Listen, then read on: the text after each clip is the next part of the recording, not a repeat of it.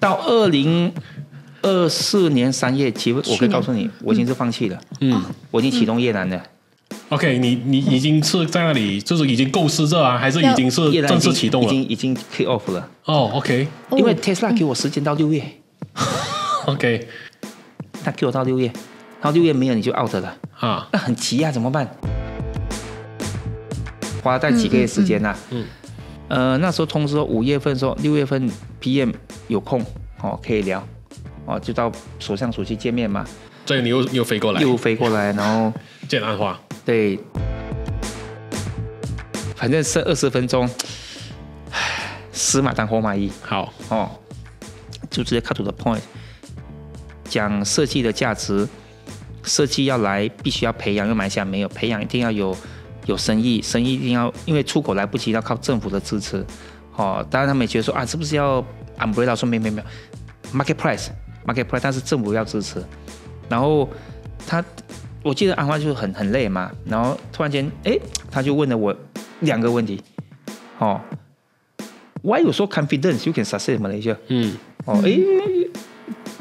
那我们也很好奇啊，为什么你这么有信心？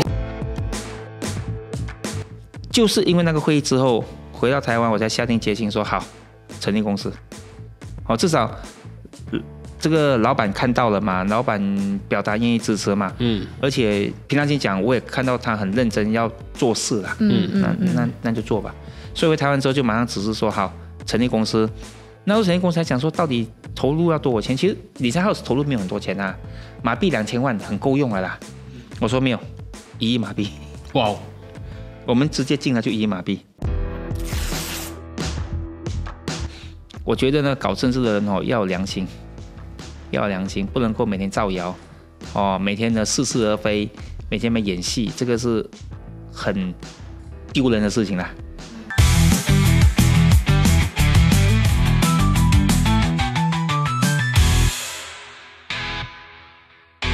欢迎收看POT党总部。你好，我是雨林，我是伟伦。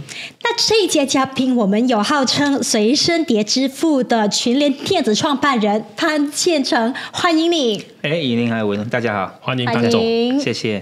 潘总这次回来是刚好有一个契机是我们有一个空档，刚刚好我们可以塞上我们。谢谢你来到我们的节目现场，谢谢给我这个机会。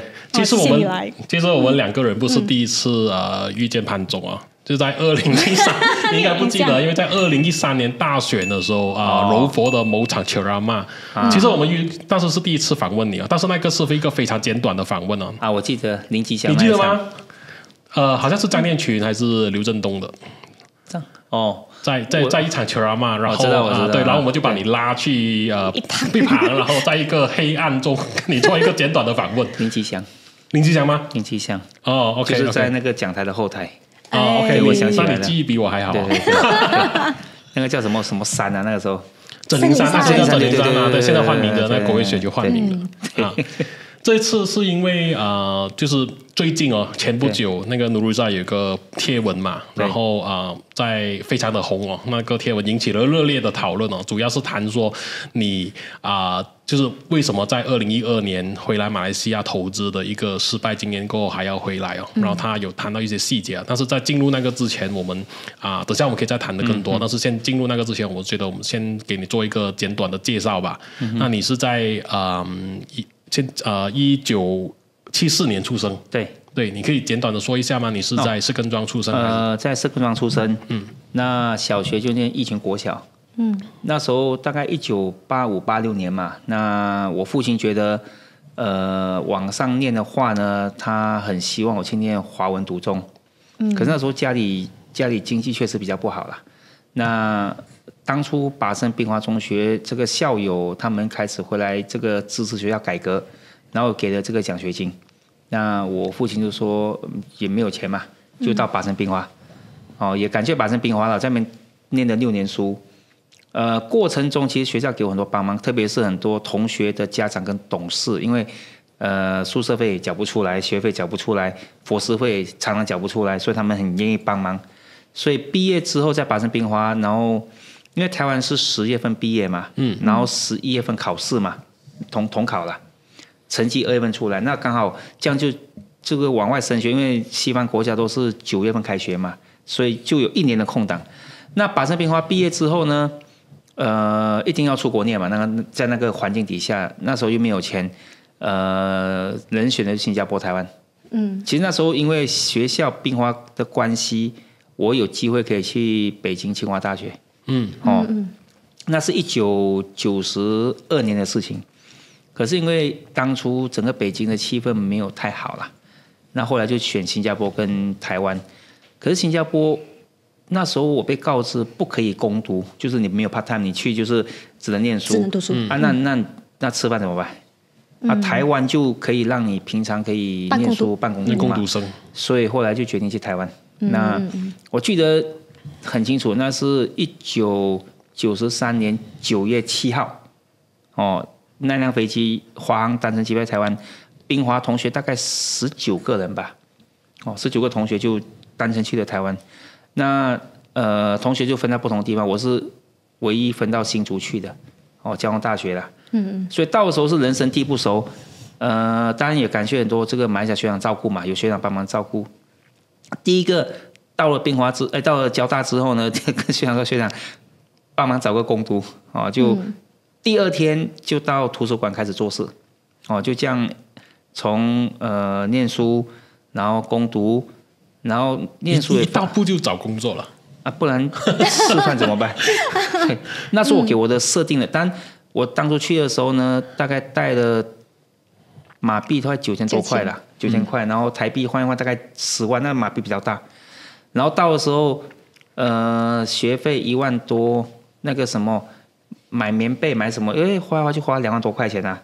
然后还有下个学期的学费要付嘛，所以想说一定要想办法赚点钱，不然那个后面不知道钱从哪边来了。所以那时候我给我的目标设定就是1天的开销就是台币100块，吃饭的钱，然后1天要赚100块，就工读1个小时80块，一个礼拜1天有时做2个小时，有做1个小时，反正1个月就是要赚3000块钱就对了。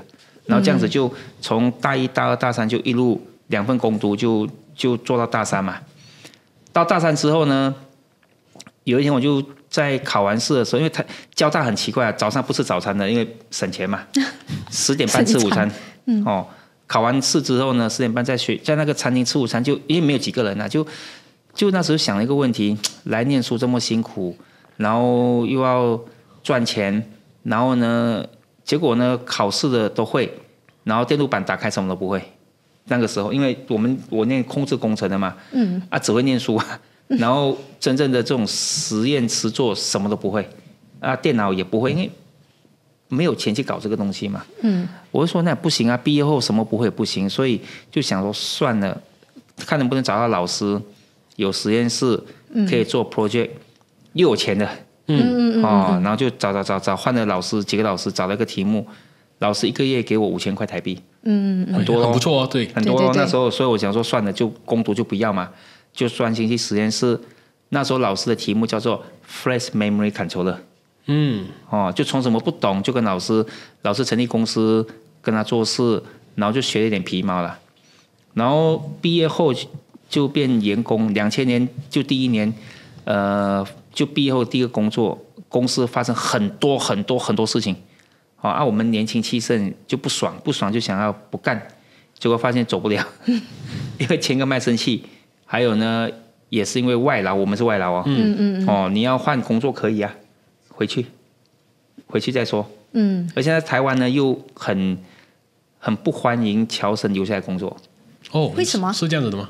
因为他说你侨生留下来工作，跟本地同学抢工作岗位，抢饭碗，所以他要求硕士班毕业，你要1年离境工作才能够再回来。那时候我是用专利用什么方式弄到工作证如果这个工作被废掉之后呢，大概就要出来1年了。那时候觉得就不想离开台湾，因为觉得机会在那边嘛。然后也很多，反正书上有写本书，里面很多状况之后呢，不得已成立群联电子，就是跟天下杂志合作的那一本书。对，当初成立群联电子的目的，其实也不是要什么创业，是要把这群马来西亚人用公司 hold 住他们不然就要散掉，就要回来了嘛。所以当我成立这个公司群联电子的时候呢，凭良心告诉你啦，在那时候全世界没有一个人，包括我自己，认为公司可以活下来的。因为才找到新台币3000万，公司成立那一天就烧掉了1200万，因为要赔钱给东家啦，要把钱赔回去，所以不认为可以活下来的啦。然后就很辛苦嘛，就想办法赚钱，然后就活到现在。所以趁这节目呢，我想要来澄清个事情哈。我一直都公开说，我们不是全世界第一个 USB 的发明人，我们不是。我讲太多次了，但是媒体就一直因为大家懂得，也就是那一个对。那我看到一些 LinkedIn 啊，有一些犹太人啊、新加坡人跳出来说他们才是发明人。其实真正的概念在1997年 IBM 就已经 disclose 了，这是事实。那99年的时候呢，以色列一家公司、中国一家公司跟新加坡一家公司号称他们是 inventor， 号称啊，那也不管我的事啊。那2000年呢，只是因为成立公司活不下去，有一个贸易商说他要做一个 USB 的东西，我说简单啊，我们刚好有一颗现成的 IC， 用3个月改一改就做好了。那它是全世界第一颗单晶片的 USB， 所以我就讲我们是全世界第一个单晶片的提供者。我从来没有说过我是发明者啦。所以希望新加坡人、中国人、犹太人不要再乱传。好。不过讲到的是你的背景，其实有一个挺有趣的东西，就是其实你本来是要念农务的，不是跟电子工程。后来为什么会换这个问题？其实你没有透露过吧？因为你本身是务农的，对，当初去台湾的时候呢，准备要去台湾的时候，当初台湾就是透过什么那个侨委会去申请的嘛，那因为我在学校最好的科目是化学，还不是物理，还是化学。那时候呢，家里种菜的嘛，那我就想要去念农业化学啦。然后农业化学呢，台湾那时候分成叫丙组、甲乙丙丁。甲组是电子工程，乙是商，丙是医跟农，丁好像是法律吧。那丙组呢，农业化学、农业机械算一算，好像只有6个科系，就是比较好的大学啦。其他都是医生，我不想当医生啊，所以能够填的就6个科系啦。然后挣扎很久，因为甲组可以填的很多，丙组可以填的就那6个。台大、中兴，还有哪里啊？中央，很有限，所以就想说，后来不得已就去填了甲组。甲组怎么填呢？也是一个很大的笑话，因为根本没有去过台湾嘛。马来西亚人填法第一个成大电机，台大电机，叫名校吧，成大电机，在台湾讲被人家笑，怎么可能成大电机？后来交大电子、交大控制、清大电机，那为什么连填交大？我现在已经忘记了。有个学长来说，交大好学校，也就听学长的 advice。对，好学校，我就照着填嘛，就不小心就上了第4志愿交大控制。对，然后上了之后还不晓得他是念什么的。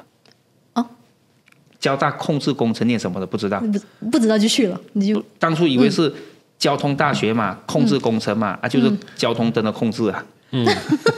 但是莫名其妙，反正就不知道为什么就填进去了。对，因为什么其实你在2012年曾经在马来西亚设立一间公司嘛，那是那时候很不幸的、很遗憾的是以这个失败收场。对，那为什么你在去年的时候还是决定要回来马来西亚？是什么契机让你决定再次回来？然后你回来的过程可不可以告诉我们一下？12年会去成立呢，主要就是因为我们在台湾有100多个马来西亚同事，有部分想要回家，我想回家可惜嘛就想要成立一个公司，想回来就去那边了。那时可是我确实犯了几个错误。第一个，群联的产品太单薄 ，USB 记忆卡撑不起来了。可那时觉得可以是一个机会。第二，犯了最大的错误就是我把这边公司当成是 cost center，来的就是拿薪水，然后马来西亚根本找不到现成的工程师嘛，所以派回几个干部找毕业生培养1-2年之后，就去新加坡了，再培养一次去新加坡了，就是被挖角。就被挖角，也不能说被挖角，我们付他1个月4000马币，不错了啦，那时候是不错。新加坡付4000新币，那你要跟他比什么嘛？想算了，认了，因为人家有本事多赚钱，怎么你这样都这不对嘛？就让他离开。那我说那这个不可能 work 的啦，后来就决定把它收掉了。OK， 收掉是因为觉得反正都不会成功，干嘛要做？那这次要回来呢，其实最主要原因是因为我们很多生意在美国。我可以明讲，因为上礼拜我在美国 Tesla， 那时候呢我们做 Tesla 的生意。那 Tesla 呢，你看报纸的它很多 policy 就是 No China No Taiwan。他要求是说我们他供货商，如果海外台湾中国以外没有另外一个地方，他只给我50%的生意。所以从2022年到23年一直在 drive 我们这个要有第二个地方。然后在那时候呢，他们最希望我们去的是越南。OK， 因为整个中美之后呢，越南是比较被看重的嘛。然后另外一边呢，希望我们去印度。我想半天，越南不是我家，印度我更加不熟悉，打死我都不会去的地方。不好意思，因为我不认为我有能力可以 manage。OK， 但是我现在跟印度有 JV 了，我有 JV，这个另外一个故事。但是我不会亲自 handle。那想想那就马来西亚嘛。OK， 所以从2023年就开始在找机会，看有没有机会回来马来西亚。对。当时是怎么遇到就是 Nurul， 然后在怎么样的情况底下啦？因为我记得你之前在某些地方说过，是你回来的那个契机是在林吉祥的一个寿宴吧？对，是这样子的。因为2023年2月刚好林吉祥他补这个 COVID 的这个寿宴嘛，那就回来在槟城。对，那我参加，那遇到很多这个部长啊、副部长啊，那时候刚好有这个 Tesla 的需求嘛。那我觉得说马来西亚当然很好了，因为 COVID 嘛很好嘛，那我觉得一直做生产。确实生产价值不高啦，我看到认为说如果可以做一点设计是不错的。那时候呢就在那个晚宴跟几个部长、副长聊聊，说如果要搞设计要怎么做。那是我第一次提出的概念，就是我从中国看到的他们怎么做，用自己的 home market 来养自己的技术。用 home market 培养技术，那是叫 local content 啊。然后就开始提供这个想法，然后就安排去麦大啦，去迷地啦。结果会议进去 ，local content cannot WTO。OK。cannot， 然后我 cannot， 那 cannot， 那我回来，你看嘛我回来这边没有限制，因为2023年我们产品线已经很多了USB 记忆卡已经不太做了，我们做什么？做 PC 的 SSD， 做手机的东西，做 industry， 做汽车，做这个 defense， 做 military， 做很多。对，因为 USB 已经是很 basic 的技术了。对，我们很多产品线，我觉得这个应该撑得起一个公司。那如果要成立公司呢，一定是要 profit center， 你 cost center 死路一条了。对，就像你2012年的那个讲法。那你要 profit center， 你就要有生意嘛。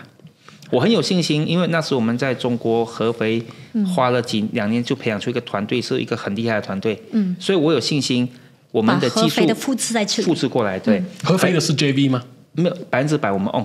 后来我们就 merge 给我们的。可是你们放手让他们，你说过是独立的。因为 local content local content 我不可能自己 manage， 因为他说我们不算国产嘛。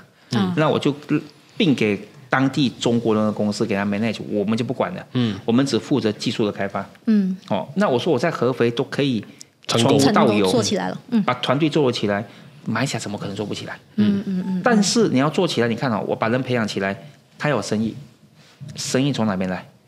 中国本地有产业链很快嘛，对。马来西亚你在做了2-3年之后，你只能出口。那现实的问，马来西亚出口要去跟台湾、中国竞争？可能吗？不可能，不可能。所以你想嘛，人培养起来了，生意做不起来啊，人去哪里？又去新加坡。那去新加坡，我说我干嘛要再做慈善？新加坡政府没付我钱，对不对？那我说如果没有一个所谓的 domestic market 来 back up 的话，新技术不可能起来。那就不要做了。所以就2023年下半年，我就一直常回来安排去见不同的单位、不同的部长。都说不可以 local content 的有违反 WTO。然后那时就很灰心嘛。那我印象中是2023年下半年的某一个月，来雪兰莪州拜访。当时我跟雪兰莪说，这次如果要回来，我一定会在雪兰莪州。主要是交通的关系，因为以前呢去槟城、台北飞吉隆坡，班机 delay 50分钟 ，A 下飞走了。再买一个班机。A 下4点钟了，到槟城6点钟。所以整天泡汤了。所以我说再弄一次，我大概不能去槟城。我要在斯兰莪。而且槟城太拥挤，表示做太好了啦。我尽量不要去跟他抢人哦，没意思啦。那然后刚好人口多，交通方便，地方也大一点，地方大。那我说那时候我跟那个印象中是邓章清。哦，那时候的 EXCO，对，我拜访他，他带我去见了这个门德贝萨嘛，就说我要来，要来就来，所以就凯宾聊聊，然后就说的凯宾，对，他说他就安排说，有一个朋友你要见一下，就第二天就安排在某个地方就见了努鲁伊扎嘛，就跟他 present 我的想法，说你要技术可以，我培养一定可以做起来，但是呢人留不住，除非有生意。那生意呢？那时候一直有个很大误会是说，我的生意就是政府要给个保护伞，要很贵，要怎么样？我说不对，电子产业生意要能够成功，绝对不能靠保护伞。你不能靠所谓的垄断。OK， 我说我们是公开竞争，但希望政府因为马来西亚政府是最大的电子系统采购者嘛，就在国内，全马来西亚最大谁在买？政府啊。任何企业都买出政府，因为政府你看几台电脑、几台 server、几个 storage 嘛，我说那政府你就在这个 bid 里面呢，限定一定的层数是要在 local 设计，然后用市场价格，我不要保护，这样子你才有动力让这边的工程做好之后可以有收入嘛。然后就一直后来也安排去见了 MOF， 安排见了很多啦，全部都 local content，努鲁伊萨也没力了，因为我真的，到2024年3月，其实我可以告诉你，我已经是放弃了，我已经启动越南了。OK， 你已经是在那里，就是已经构思着啊，还是已经是正式启动了？已经 kick off 了。OK， 因为 Tesla 给我时间到6月。OK， 他给我到6月，然后6月没有你就 out 了那很急啊，怎么办？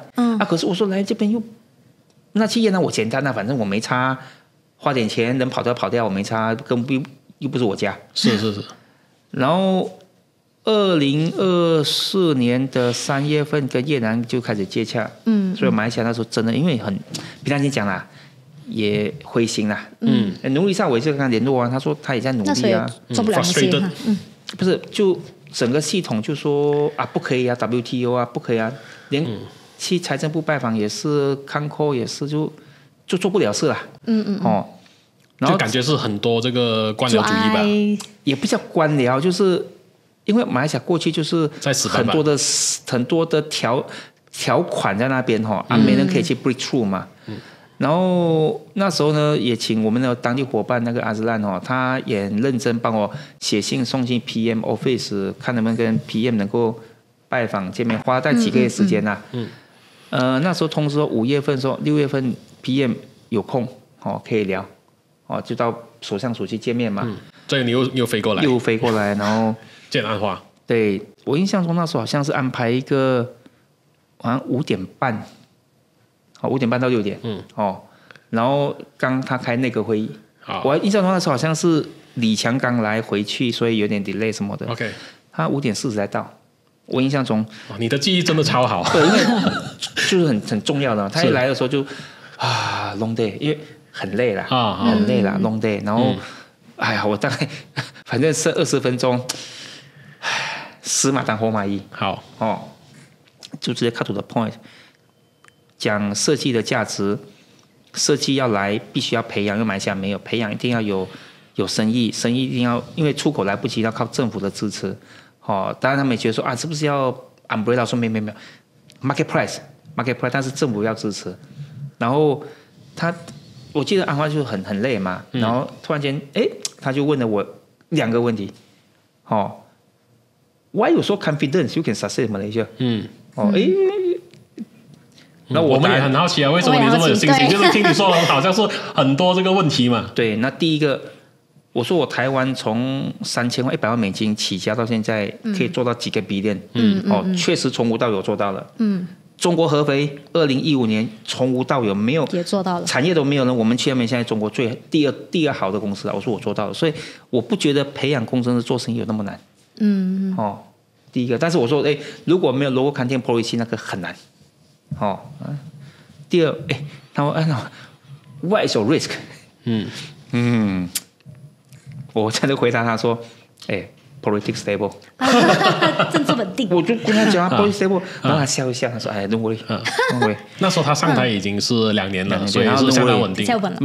我1年多了。我也讲实话嘛，然后 don't worry，就是因为那个会议之后回到台湾，我才下定决心说好成立公司，至少这个老板看到了嘛，老板表达愿意支持嘛，而且平常心讲，我也看到他很认真要做事啦，那就做吧。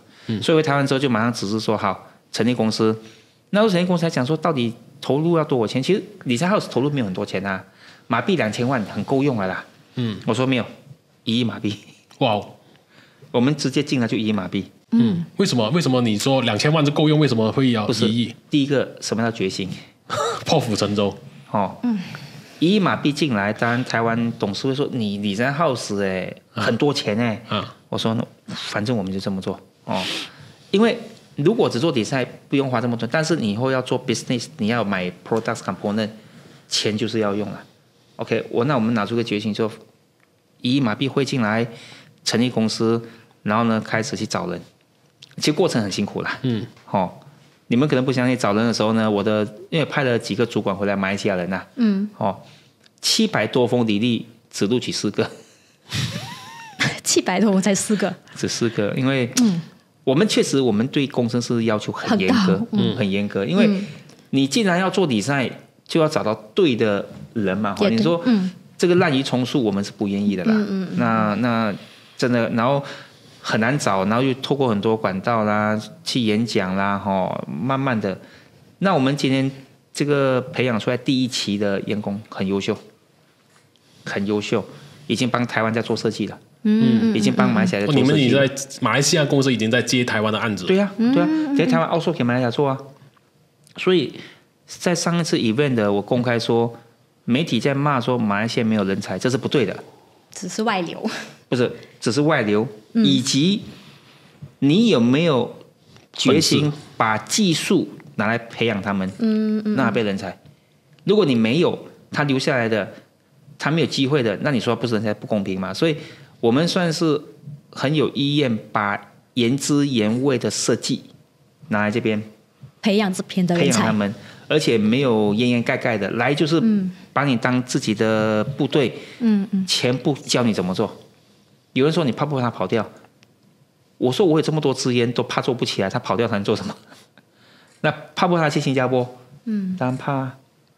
我们现实讲，我们进来呢的工程师呢，我们说刚开始毕业大学生6000块马币啦，也很够意思了，也很高了嘛。然后录取之后呢再调嘛可是你要知道，这些人我培养1年之后，他的价值可以很高。那我马来西亚公司不赚钱，我没办法付啊。新加坡付得起，所以我又说，如果要让我们留下来，要赚钱之外呢，公司3到4年要上市。有人说，哎呀，你大头病，你讲这些骗人的什么鸡汤，那我很简单嘛，我如果这么用心做完这个事，公司不能上市，人跑掉，那我干嘛要做嘛？所以连上市的时程都画出来，2028年下半，公开讲了，讲了做不到就很丢脸了。OK。所以上市的目的是希望说，透过资本市场能够有更好的配给我们的工程师啦，给我们员工啦。你之前建安华的时候，首相给你一些什么样的保证？除了保证政治稳定以外，有没有给你一些具体的东西？好像说，我们政府确实是可以启用你们的技术。没有，在当下，我不觉得首相可以做这种保证，因为这种很多细节东西不清楚嘛。其实当我们在设公司当下，local content 的这个限制还是在的还是没办法 break through，所以那是手下都见了，也讲了，算了吧，头皮硬下去，就是一边走一边做了。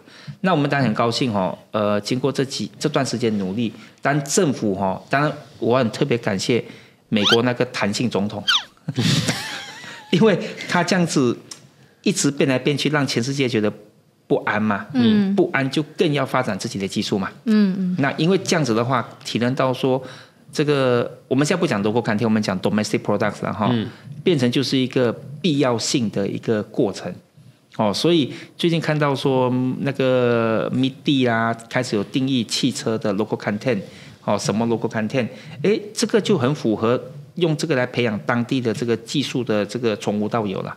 所以必须要说，花了一段时间一直去灌输、去说服，慢慢的看到有成果了。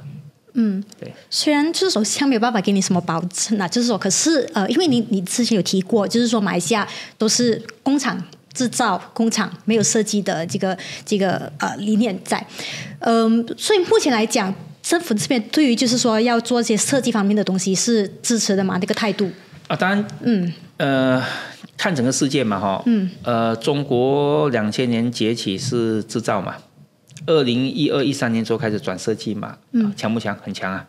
台湾从农业制造转入设计嘛，那设计是必要的，可是设计怎么做，就是根本问题啊。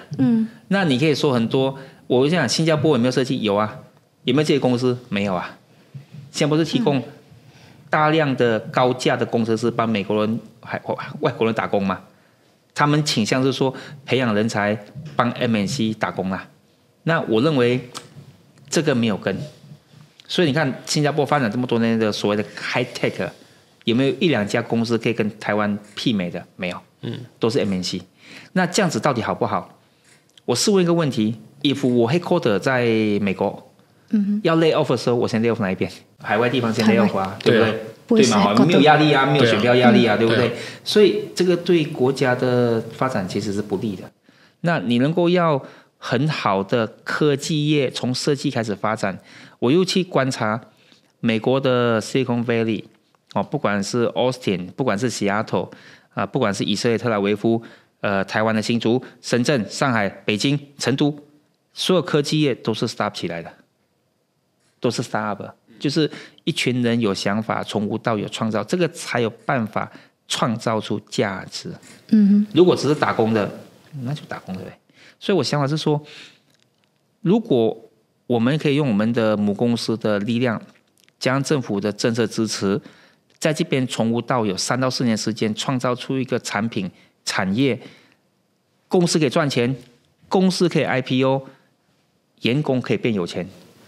这个就可以形成一个未来的一个模式，很多海外的马来西亚人，甚至海外的外国人，本地人愿意去做这样子的设计，因为你要能证明嘛，所以当然很希望首相不可能给什么承诺了，但是我看到现在是往好的方向在走了。这个态度至少他是支持的，是 OK 你的这样的一个想法。对对对，那其实很多部会从以前开始很排斥，它改成是支持的。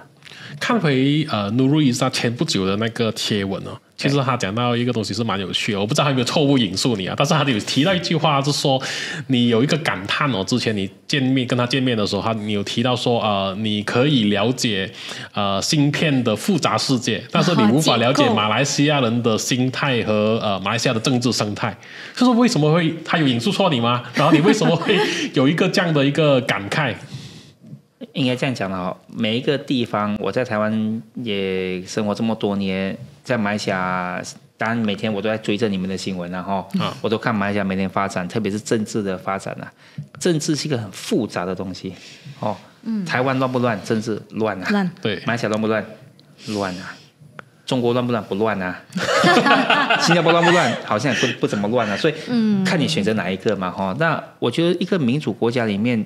当然各自有各自表述的立场嘛。但是我觉得呢，搞政治的人要有良心，不能够每天造谣每天呢似是而非，每天演戏，这个是很丢人的事情啦。OK， 那当然这个现在美国伟大总统淋漓尽致嘛，这样能怎么办？那以一个马来西亚来讲，我当然希望马来西亚变得更好嘛。那变得更好，当然我更重新希望政治要稳定，因为政治不稳定，产业不可能发展。特别这种新兴产业要的就是稳定。OK， 当然我记得有一次，去年中总全球中华什么中华商会中总会在吉隆坡办，我也来嘛。那我是唯一讲2场的啦第2场。因为你是猛人嘛，没，我想就是当然愿意给我机会，当然愿意多表述嘛。是。那第2场座谈，主持人问一个问题，反正就讲回来马来西亚投资，然后问说你觉得你最期待马来西亚做什么事，让你们会变得更好？政治稳定。所以台下录照，我就没事稳定，没事，我们所以这是一个诉求啦，诉求。对。那你怎么看待马来西亚换了政府过后的整体发展跟经济前景呢？你说就是看起来是比之前稳定了许多，好很多了。你一个公民，当然在海外观察，从外面看回来嘛，过去你知道，在马来西亚在海外出差、开会、吃饭说Malaysian， 很多年以前说Malaysia， 玩 Malaysia。OK。还记得吗？是，那记得那个时候。这个因为全世界都知道嘛，是，对，很丢脸的事情了OK， 所以不然干嘛我去帮2013年？你是说对你回来那个时候？对啊，万 B 啊，你看不过眼那个时候。然后当然后来这个换了这个政府轮替之后，又来一个这个那个的，我觉得那是很糟糕的事了。就喜来登，然后又一直在换首相、换政府。对，马来西亚那时候很伤。所以你是给自己一个期限，就是说到2028年你们公司要上市，然后这段期限，然后做不到的话，你说过就是做不到就是离开，就是不可能的，不，先不要那种不吉利的，这样不能误解。目标2028下半，我们一定要想办法上市。上市不是骗报表，不是，就是努力把生意做好，公司获利基础做好。所以我们今年大概在招募。本来只招募50个，我额外再多招募25个，这样招募75个培养，费用很贵哦。OK， 那2028年一定要能够好的生意，能够赚钱，目标上市。2028年上不了，不好意思，丢脸吗？丢脸，那就2029一定要拼上去嘛。不会，你说再离开，花这么多心力，为什么要离开？除非不得已因素啦。有什么会是一个就是政治不稳定？不，如果政治不稳定，不要说我们会走，一堆人都会走啊。对，对啊，而且你认真看一看嘛，东南亚里面如果说要发展设计，都要发展设计嘛。新加坡做很久了嘛，那新加坡的模式，他们觉得是对的，但是我觉得你培养出很多高级打工仔不错啦，但是产业不是你的那整个东南亚，你觉得马来西亚对手是谁？如果马来西亚发展设计，对手会是谁？越南1亿的人口，1亿的人口，你说2080法则总有很优秀的嘛？你要在美国科技业一大堆越南的第2、第3代，你当初越南过去的嘛，那个美国离开中国嘛？如果我是美国公司，我有越南裔，我当然去越南啊。所以美国大量在越南培养工程师。那以你这样看，就是马来西亚的一个潜能，要怎么去跟这个越南去竞争？对，比快，很简单嘛。美国企业去越南培养大学生，这些人3年5年之后呢，有能力创业了哦，就像台湾一样嘛，就可以创业喽。但越南的政治我不了解，我不敢说，但是我看到的是大量美国人去培养越南人，如果他们真的有创业站起来了，那个momentum 很大，至少它1亿人口这边才3000多万OK， 而且越南的数理的教育是亚洲是最厉害的，不好意思了他们全球的那奥林匹克比赛里面都在前面了所以越南会是我们最大竞争对手所以要怎么办？要跑得快啊，你跑得慢你就输了，而且这种电子业是这样子技术啊是赢者通吃啊，第二名进来之后很难的，所以要快啦。我看你之前在一些地方或者媒体接受的访问你有提到一点，就是马来西亚现在有一个问题，就是那个文化是认为说投资还是什么一定要设厂，是很多是在这个制造业那里走不出来你是怎样说服政府说其实是更应该往这个设计这个方向走？不，他们都知道。你看中国2000年到2015年的整个蜕变嘛从工厂到设计嘛那台湾更不用讲，那更久的历史韩国更久的，所以设计是必然需要，但是怎么做？马来西亚很少这种产业嘛，所以这种官员没有过这种的经验，所以都是听美国人怎么讲，听台湾怎么讲，听中国怎么讲，听不知道怎么做。更重要的是，如果今天呢，你要从无到有发展所谓的高科技电子的技术哦，你怎么做，你都做出美国、台湾跟中国，同意吗？对，这个很现实的嘛，现实感，对。那你怎么做都做出，那就不要做啦。可是不能不要做，怎么办？变通就是用 home market 来 incubate， 这是唯一方法。中国证明是这样来的，巴西也在做这个事，印度也在做这个事。所以这个是唯一的一条路径，没有选择。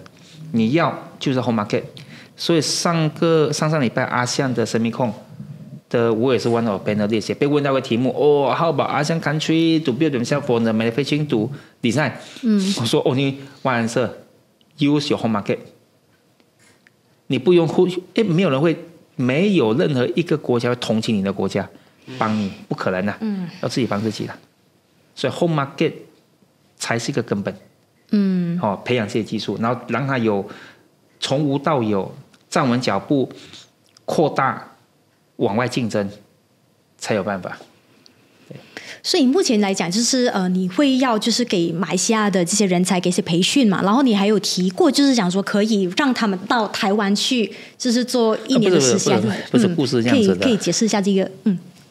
马来西亚的各大学的教授在教导学生，不管是电子、这个 IT、AI 等等，那这些老师们有没有真正产业界的经验？台湾像我交通大学我母校，现在只要有新的有空缺要聘，教授们都有一个条件，要先在产业里面有经验，产业要有经验，不是说你就是只是你那个读理论 PhD 就教书没有啦，产业要有经验，很简单嘛。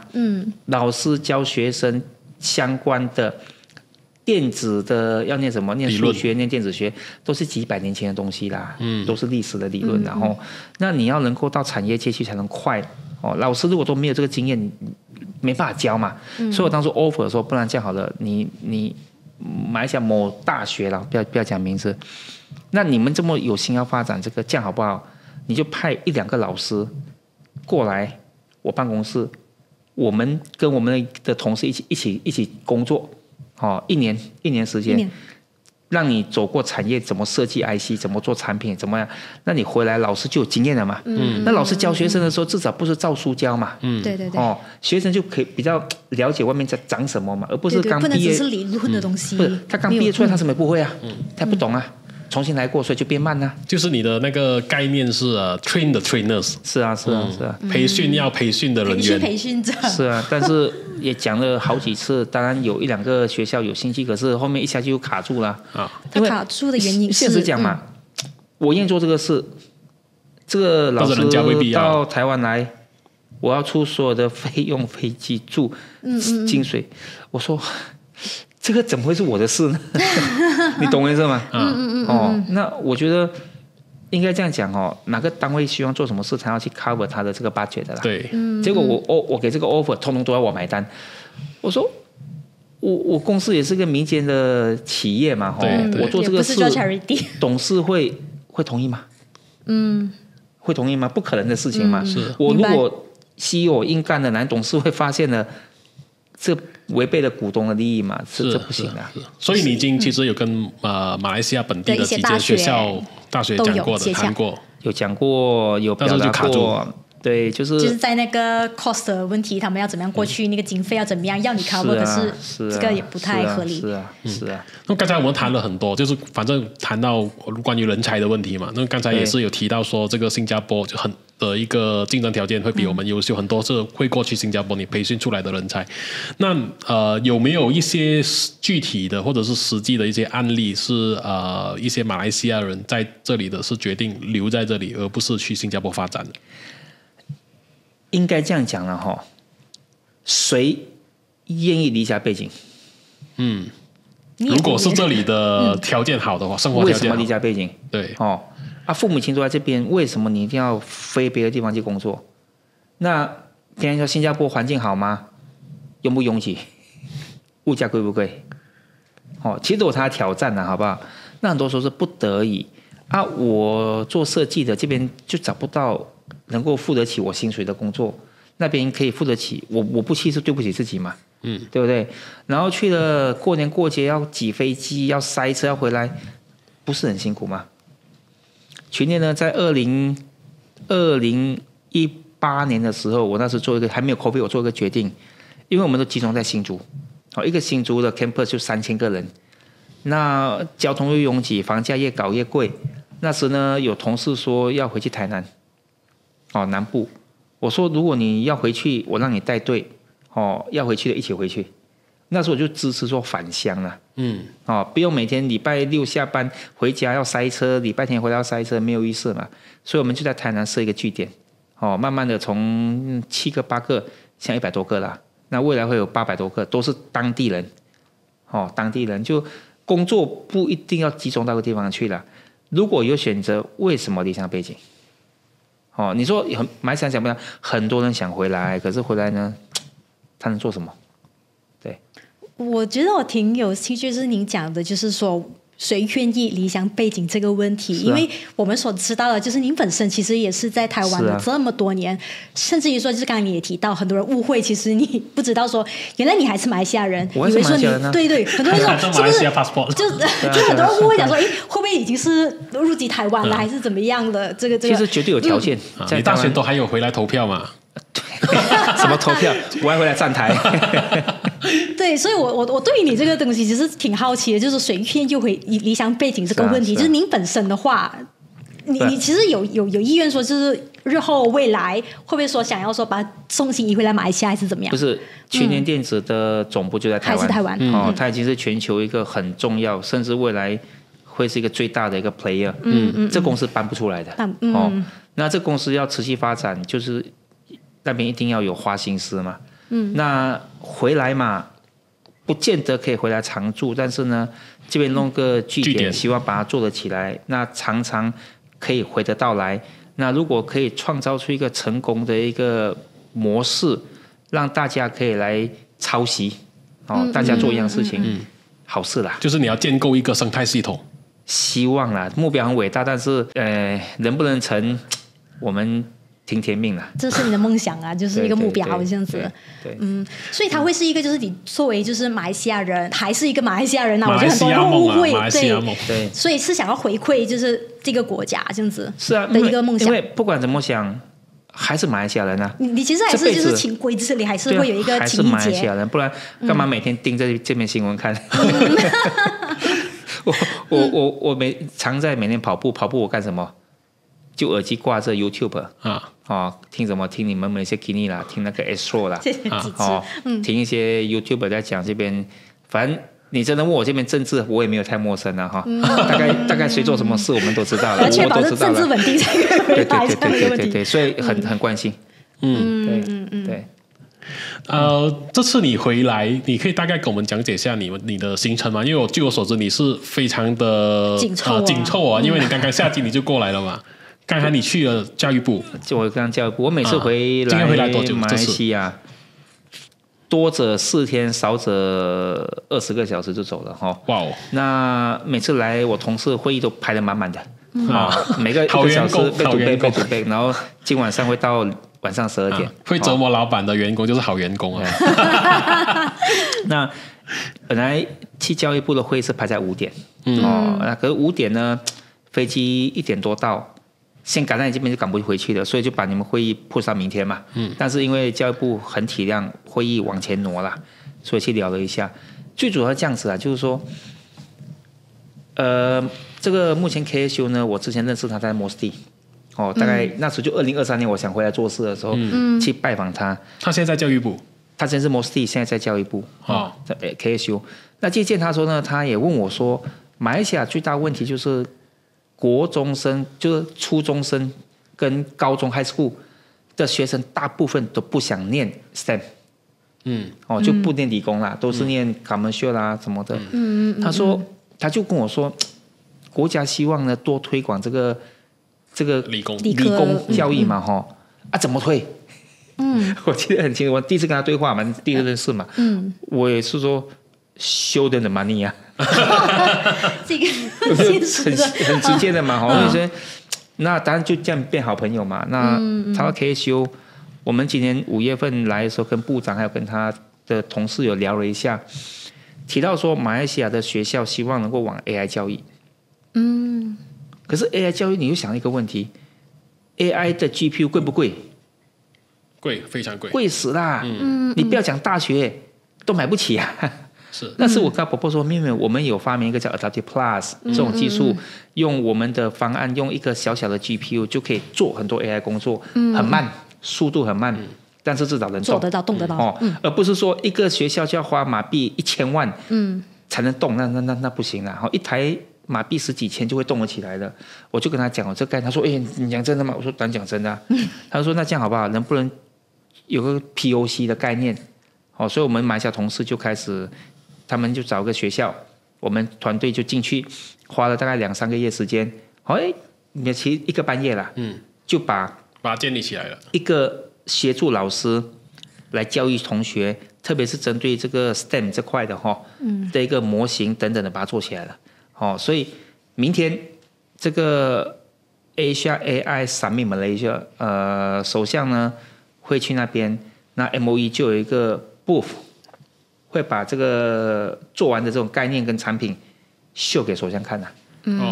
对，那会是所以那个是一个 pilot project， 这个 pilot project 是可以这么说，是我可以说是全世界唯一的第一套。因为美国都走 cloud 嘛，想到都走 cloud 就花大钱就有了啦。可是能够用一台简单的简单的 PC 便宜的方案，能够把它做出来第一套了。所以我再回来是刚拜访他嘛，就说明天的 event 啊，然后他希望大家怎么来 promote。那因为礼拜3我还有一个 speech，我 speech 更简单。MyStorage 是马来西亚公司，有台湾的母公司的支持，我们有一个新的技术。这技术呢是帮忙各国把 AI 交易普及到每个地方去。那重点是便宜。其实你现在在做的就是把 AI 普及平民化，就是台湾媒体讲的平民化 AI。对，那因为首相是阿象的这个主席嘛。对。那我可能会说，马来西亚是技术的这个发源地，这个 hub，我们愿意配合阿象国家，你需要发展技术，我们可以转移给你。我们可以协助你们，但生意条件另外谈了但是至少愿意马来西亚为 hub 把它输出了。那也希望可以把马来西亚在 AI 未来的地位做一个提升。这是目标啦，但是我们的技术已经做到了。对。所以你觉得说，就是我们现在谈的都是云端嘛，云端，可是做地端，你觉得这个东西是可行的，可以做的？不是可行，是必要的。必要。一定会发生的。如果走云端这辈子会有2个很大的问题。你家的知识都变他们的。OK， 有一个这样的风险。不是风险，是必然的。很简单，我把我的书放在你家仓库，你不能读，知识是我的。我把书开给你读完之后，知识就变你的。什么意思呢？你把你的 file 放在 Google Drive， 它不能读是你的。你把你书开给 OpenAI 读，然后呢，没啦。OK。第二，你用 Cloud 的 AI， 你这辈子除了在这边要缴政府的税，你永远这辈子要交他税。是。没完没了，只会贵不会便宜。像 AWS 不是说最近说免费的没有了嘛？OK， 那这对一个国家到最后你是个附庸国，就被 Cloud 美国跟中国控制住了。所以走 H 一定会发生的，只是 H 要发生的第一个条件就是要很便宜。我们刚好找到一个方法，让 GPU 可以用一颗很便宜就可以做各种运算的。就是通过那个 SSD 的一个技术。我们是 Cache， 是一个 Cache， 对。对。我这个概念会不会有点跟当初就是你们当初在弄这个 USB 的时候的那个概念其实有点雷同，会吗？就是说当初 USB 你说就是要用很多那个芯片来驱动的那个，要驱动那个 USB。应该这样讲了我最近我刚上礼拜在美国跟客人开会嘛，我客人说 ，If no demand, definitely no supply， 因为没有需求怎么有供给呢？对啊。有需求才会刺激供给出来嘛。因为 因为 AI 在 Cloud 的问题就是 privacy 跟费用嘛。很多问题，所以就让刺激出 H 有方案。我们运气好了，2-3年前，2年多前，我的 CTO 就做梦做白日梦，说用 Flash 怎么去把 DRAM 减少，来产生这个算力可以变得更便宜。他们有梦想有执行力嘛，花了几个月证明可以通，可以。那时候没有人可以做得到，因为大家认为做不到啦。就好像说哥伦布怎么发现新大陆，一直走就对了，对啊。对。但是那时不敢去走，因为走会掉下去会死掉啊，想都不敢想嘛。所以我的人敢想，公司有资源做出来，所以运气好逮到这个机会了。对，根据我的消息，上礼拜在美国接了个电话，华为下个礼拜，华为听说9月份就 announce 跟我们一模一样的产品啊，但是是他自己做的啊。华为甚至跟我的伙伴说。啊，就跟去年一模一样啊！那这没有关系啊，我能怎么办？这个这样的 adaptive 我有念错吗 ？Adaptive Plus 对 ，Adaptive Plus 啊，它的那个服务或者是这个产品，对马来西亚的这个放在这个环境下，它会产生什么样的一个变化或者是影响？OK， AI 从 Cloud 走 Edge 一定会发生，但是呢，走到 Edge 呢。either 你是 users 还是你是 developers，user 就是付钱嘛，developer 是赚钱嘛，但我们希望越早在马来西亚让它发生，因为有 user 需求，就会产生出 developers， 所以我们希望呢能够发展出 developers 的 ecosystem， 能够赚钱，而不是这辈子都要花钱啊。对，这也是接下来就是在马来西亚的那个业务会要去做的这一块，就是会专注在这个。没有，马来西亚主要做3件事情啊。第一个就是我们的 enterprise storage， 就 server 用的 SSD 储存的储存，现在团队做得很好第二就是 Adaptive Plus 的 AI 方案，这是个很新的概念，所以需要有大量的 ecosystem 搬了进来。第三个，我们在这边做 automotive storage，符合这边 local content 的需求了。对。明白。那可能我们在节目结束之前，你有什么东西想要给这边的年轻人，还是说，因为刚刚你提到一点，我觉得就是说，马来西亚的人其实学生他们都比较想读就是 account， 就是马来西亚的显学啊，马来西亚选择 account 选学的时候商业的这一块，这边32年离开32年，我分析吧，好不好？好，来，我去念medical， 念这个 pharmacy， 念这个 accounting。练这个 law， 我毕业后就是去 firm 上班嘛，去医院上班嘛，薪水一定很低嘛，10年之后我去创业，成立自己的 firm， 对不对？我看我的同学念 accounting 都变 accountant 啊，自己的 firm 啊，5年之后就开 Mercedes-Benz 啊，律师去 firm 打工跟变自己律师。以前是做摩托，现在开也是这样，对吗？对，所以证明这个产业可以赚钱嘛？对，你是 engineer， 你那个 engineering 毕业后去工厂打工，20年后、30年后，还是在工厂，有办法创业吗？很难吧 ？capital 很大，同意吗？但你说到美国公司，从 engineer 到当地的 director，OK 啦，你有美国的 pay 什么的，可以赚点钱。可是大部分的人是。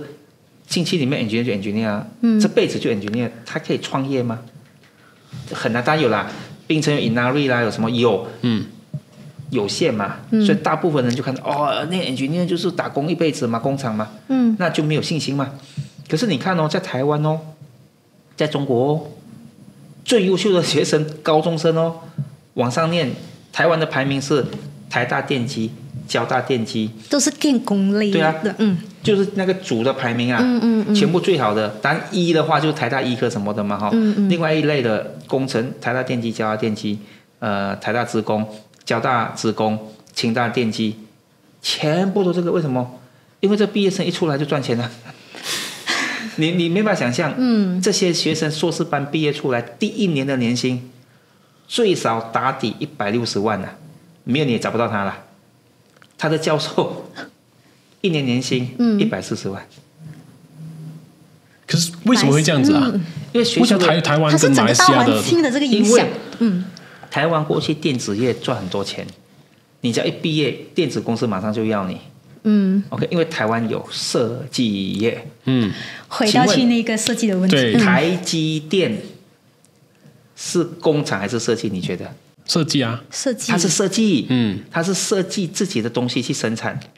OK， 台积电不像说这边是美国人拿来做的，不是，所以台积电很赚钱搞设计，所以台湾之所以战力这么强，就是40年前开始从工厂转设计。所以我们这里面对的一个问题就是中等收入陷阱嘛，就收点的 money 啊。所以我如果我卖 storage， 2028年可以上市，员工有股票，他一定股票相对希望很值钱嘛，所以他除了有自己的 income、monthly income。这个 annually 的 salary，还有比较股票的钱嘛，股票的钱嘛。对，美国人我常这样问 ，Tesla 从成立到第一天到现在accumulate 是赚钱还赔钱？赔钱。Tesla 是accumulate，是赔钱。Elon Musk 3000亿美金怎么来的？员工薪水怎么来的 ？Capital market 啊。所以你要发展新技术，没有 capital market， 你想不要想啊。这不是炒作这个是美国、中国是这样子才有办法发展自己的尖端技术。你如果不走一样方法，你靠赚钱、靠政府补助去拼，不要做了。不可能。对，所以设计很重要。你要让学生们去走 engineering，you have to show them the money。money 就是从这个设计业来补偿啊，不然去工厂怎么做嘛？是，明白。那目前来讲，你有什么话要跟他们讲说？其实我们还是有钱人，还是有前景的，你们可以来做搞这个电工。不是，有什么？也要讲，不要让工程师都一窝蜂往这边走，也不现实啦。因为产业还没起来嘛，你一下跳进来去投资去创业，什么赔钱怎么办？所以急不来。我觉得呢，大环境是政府要有个认知，用国家的需求。来支持国内的这个发展，产业发展，不是工厂设计发展，一步一步来。再过了5年、10年之后呢，基础稳定之后，可能下一代的小朋友好命啦。就像台湾以前优秀的毕业生都要去美国念书啊，现在谁要去美国念书啊？硕士班毕业出来工作满地找你，薪水比高的就好命了嘛。所以如果大家努力用5年、10年、15年把根基打好，那下一代小朋友好命啊。那循序渐进的个问题，那时候国家自然就强壮了，明白，国际地位就出来了，但是这条路不好走，然后一切的前提是政治稳定，政治要稳定，政治不稳定的那个支持也是很重要，对吧？就是怎样去转型。对，政治如果不稳定很麻烦，很麻烦。台湾在1997年的时候有一个论霸业，还记得吗？就1997年论霸，1997对啊，96年论霸业。不是说中国怎么样，那年多少的人离开，投资撤掉，所以政治要稳定啊。对，好了，我们今天就聊到这里，非常精彩的分享。对，谢谢潘总，谢谢。那节目结束之前呢，我们还是要呼吁大家，就是要订阅我们的频道。那你也可以开启小铃铛来获取最新的影片通知。那你也可以透过 Spotify 或者是 Apple Podcast 来收听我们的节目。那也记得要 follow 我们的 IG。那我们今天就聊到这里，下一集再会。祝潘总的马来西亚梦成功！大家一起努力，一定要成功。好，谢谢，拜拜，谢谢，拜拜。